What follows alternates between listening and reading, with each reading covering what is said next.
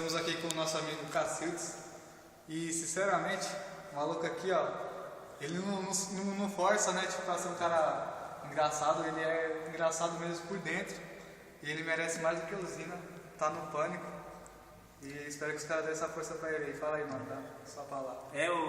O pessoal aí do Pânicos aí, Pânicos na Bandes, o Vesgas, o Silves e o Emílio, todo mundo aí do Pânicos aí me dá essa oportunidade, porque eu chorei tanto aquele dia lá que vocês deram oportunidades para os Zines, e eu sou uma pessoa humilde.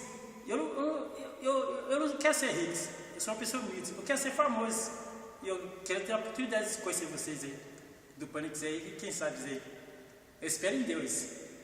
Deus ele é dono de tudo. E aí, quem sabe, toca o coração de vocês aí, vocês dão uma forcinha aí pra mim. E meu nome é Cacildes. Gerardes. Geraldo Cacildes. Cacildes. É só isso. Fechou, moleque.